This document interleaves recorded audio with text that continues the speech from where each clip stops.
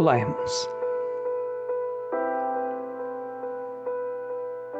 Bom dia. Lucas, capítulo 9 e o versículo 23 diz assim: E Jesus proclamava às multidões: Se alguém deseja ser meu discípulo, negue-se a si mesmo. Tome a sua cruz dia após dia e siga-me.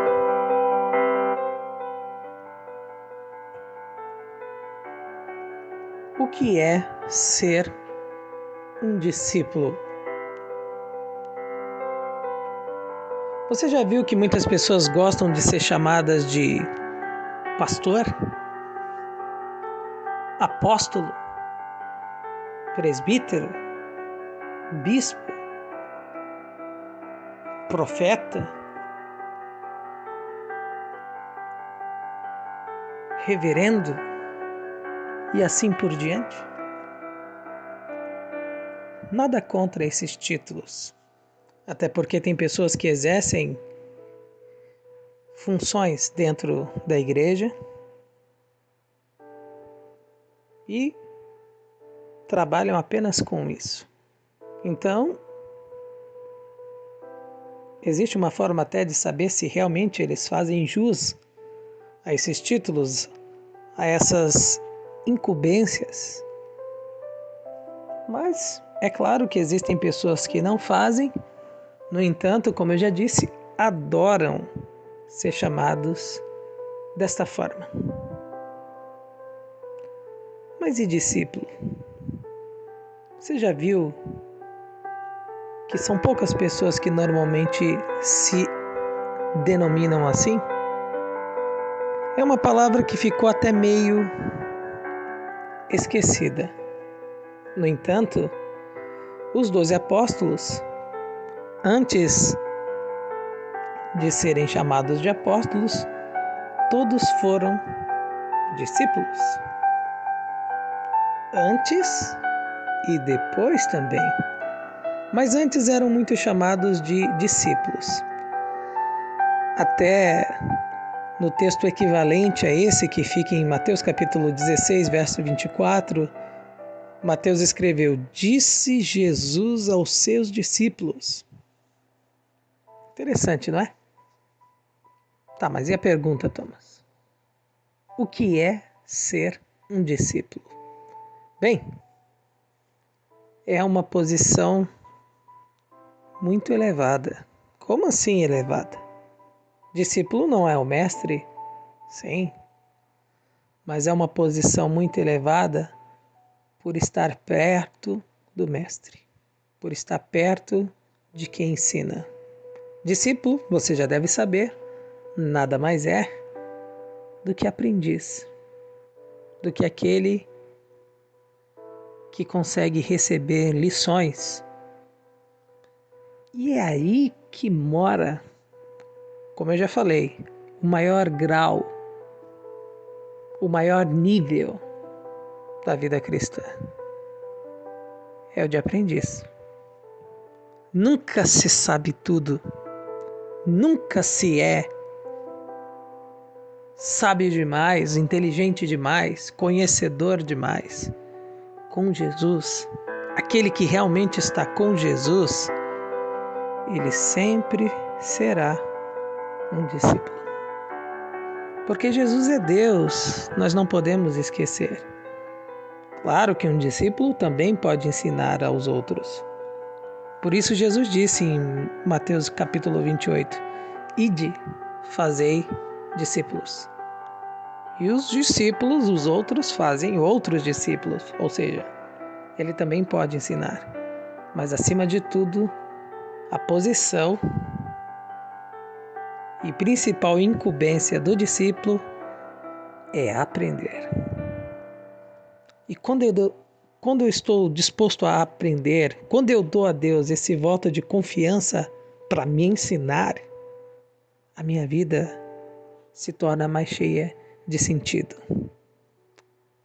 Jesus disse que deveríamos ser como crianças. E crianças aprendem. Mas mais do que isso, para a criança, cada aprendizado é maravilhoso, é surpreendente. E se você me permite a palavra, é mágico. E com Deus, dando espaço para Deus na nossa vida, cada momento é exatamente assim. É mágico, é encantador.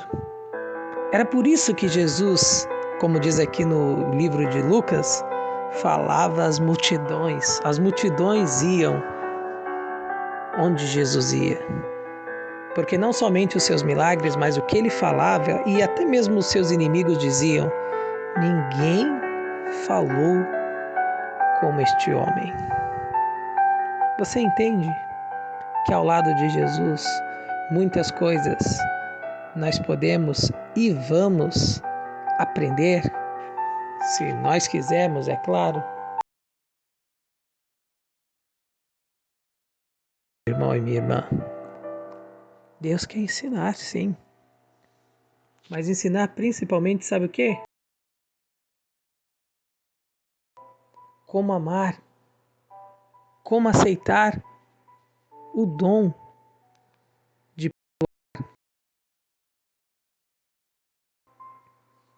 Mas é claro, não é de qualquer jeito. E como é que é, Thomas? Jesus descreve perfeitamente. O que ele fala? Ele diz: se alguém quiser ser meu discípulo, o que tem que fazer? Negue-se a si mesmo. Negue o que você aprendeu. Negue o que você acha que sabe. Negue a forma como você entende que até mesmo Deus tem que agir. E depois, tome a sua cruz e siga-me. Interessante que Mateus e Lucas falam a mesma coisa aqui. Significa que realmente Jesus falou isso. Não foi uma força de expressão. E o que ele quis dizer? A pior morte da época. Um martírio. E que normalmente criminosos e malfeitores eram levados a fazer. Jesus diz e mostra que a cruz, que era a responsabilidade do próprio malfeitor carregar, ele disse que os seus discípulos também teriam que levar. Na hora, quando eles ouviram isso, possivelmente não entenderam direito o que Jesus queria dizer. Ninguém, na verdade, no momento em que ouviu, fez muito sentido. O que ele quer dizer com isso? Carregar a cruz, levar a cruz. Se só bandidos, só criminosos fazem isso. Isso não faz nenhum sentido, não tem porquê. Para você e para mim é bem mais fácil. Mas depois para eles fez todo sentido. Eles viram que o mestre dos mestres, o Senhor dos senhores, o Rei dos reis, tomou a sua cruz, literalmente. Você sabe que Jesus, quando disse isso aqui, não foi literal, mas ele foi tão sério, levou tanto a sério, que antes mesmo de morrer ele disse, e morreu desta forma. Ele, sendo o mais forte de todos, se fez o mais fraco, a ponto de dar a vida. Ele poderia ficar vivo, ele poderia ter renunciado à morte, ele poderia ter descido da cruz, mas não. Ele colocou nos ombros, aqueles ombros ensanguentados, machucados, e carregou, levou a cruz, sem desistir. Então, de repente eu estou falando para você que já desistiu, ou está pensando em desistir. Talvez eu estou falando para você que já está pensando em negar a sua fé. Aceite o convite de Jesus hoje, que está dizendo: negue a si mesmo, negue o seu fracasso, negue as coisas ruins que estão na sua frente. Negue a sua impossibilidade. Negue a decepção. Negue todo tipo de frustração e humilhação que você passou. E tome a sua cruz. O que significa isso, Thomas? A cruz representa a morte. Então aceite a morte do seu velho homem, do seu passado, de todos os seus erros, de tudo aquilo que você decidiu e não deveria, de tudo aquilo que você fez e não deveria, de tudo aquilo que você deveria fazer e não fez. E agora venha comigo. É Jesus quem está chamando. Ser discípulo é isso. É aprender com aquele que não falha, mas espera. E hoje ele te espera. Sabe por quê?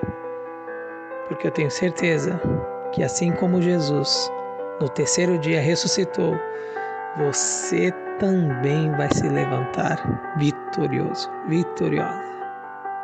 No nome de Jesus. Porque o discípulo, como disse o próprio Jesus, é igual ao seu mestre. E o nosso mestre, ele é vencedor. Amém? Um bom dia para você. Ou uma boa tarde, uma boa noite. E que Deus te abençoe muito, muito mesmo.